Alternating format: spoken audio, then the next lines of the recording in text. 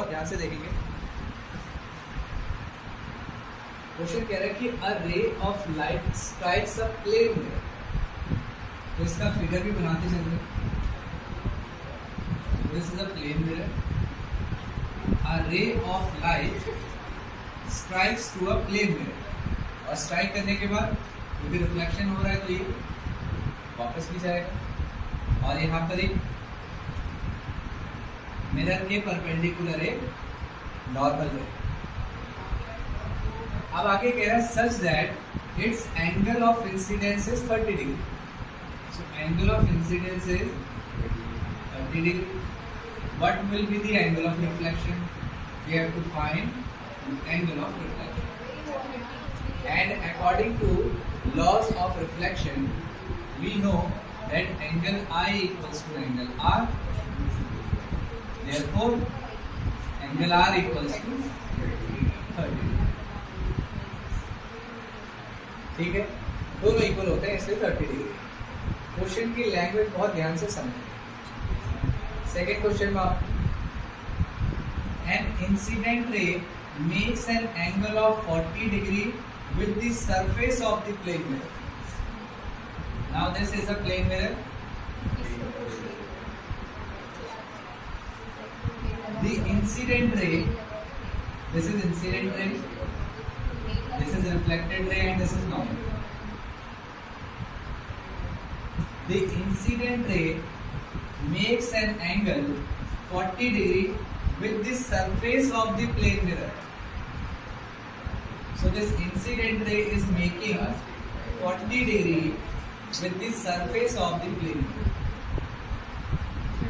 What is the angle of reflection? We have to find this angle of reflection. तो देखो normal जो है perpendicular रहता है, so this is angle I। तो ये जो I है, this I plus 40 equals to हो जाएगा 90। Angle I plus 40 equals to 90। So angle I equals to 90 minus 40। So angle I equals to 50 degree। And we know that angle I equals to angle R, therefore angle R equals to 50 degree। समझ में आया सभी को? Note.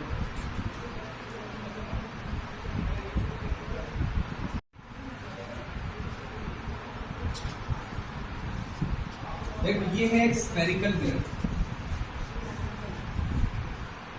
हमने क्या किया, एक spherical glass लिया, और ये जो ग्लास है वो है ट्रांसपेरेंट।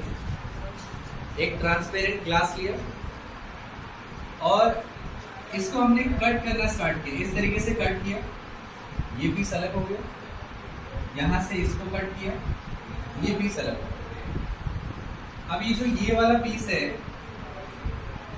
ये पीस, इसको यहां से पॉलिश करना स्टार्ट किया, कोटिंग कर दी सिल्वर या एल्यूमिनियम। और कोटिंग करने के बाद ये जो मिरर हमारे पास बन के आया है, this is concave mirror। This is a concave mirror। इस concave mirror में जो लाइट इंसिडेंट होती है वो बेंट इन सरफेस पे होती है। ये सरफेस कैसा है? बेंट इन, अंदर की तरफ धंसा हुआ है, इसलिए हम उसको कहते हैं ये सरफेस बेंट इन सरफेस। और अगर हम इस वाले पार्ट को लें इस तरीके से, और इस वाले साइड पे इस बार पॉलिश करते हैं, तो एक नए टाइप का मिरर फॉर्म हो जाता है, and this mirror is called convex mirror. This mirror is called convex mirror. और यहाँ पर जो लाइट इंसिडेंट होगी वो होगी जो बल्ज आउट वाला सरफेस है। ये सरफेस कैसा है? बल्ज आउट, बाहर निकला हुआ सरफेस।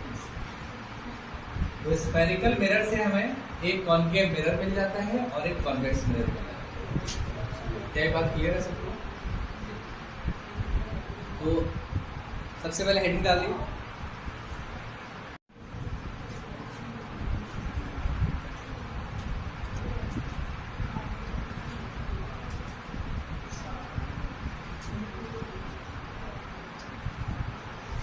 सबसे पहले लिया हमने कॉनकेव मिरर।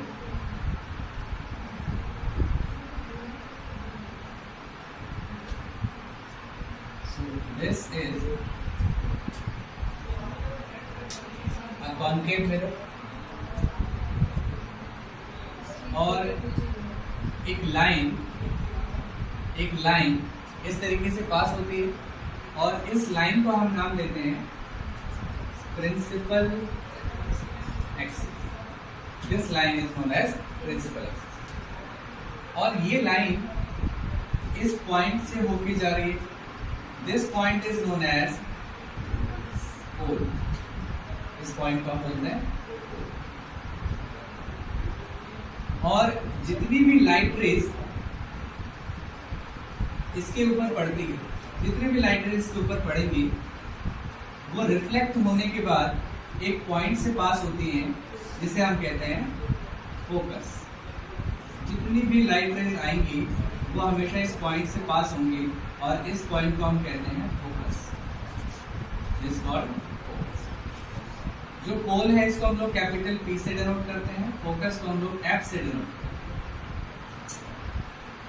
और ये जो हमने जो भी पीस हमने निकाला है ये, इसको अगर हम एक कंप्लीट सर्कल ले लें इसे, क्योंकि हमने क्या किया है, एक सर्कल, एक सर्कुलर पोर्शन में से तो निकाला है ना, एक स्फीयर तो था है। तो अगर हम इसको कंप्लीट करते हैं और इसका जो भी सेंटर होगा, जो भी इसका सेंटर होगा, इसे हम कहते हैं centre of curvature. This is known as C centre of curvature. This is centre of curvature. ये जो डिस्टेंस है पोल से फोकस तक की, this distance is known as focal length.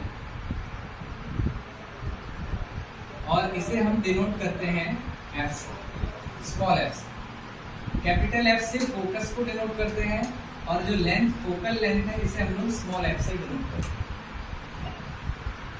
पोल से सेंटर ऑफ कर्वेचर तक का जो डिस्टेंस है, अब ये सर्कल है, अगर हमने सर्कल लिया है तो सेंटर से सर्कमफरेंस तक का जो डिस्टेंस है उसे हम लोग रेडियस बोलते हैं। तो इसीलिए इसको नाम दिया है हमने, इसको नाम दिया गया है radius of curvature. Radius of curvature and it is denoted with capital. और यहाँ पर ये जो फोकल लेंथ है और जो रेडियस ऑफ कर्वेचर है, इसमें एक रिलेशन है, that this, so F is equals to R by, ठीक है।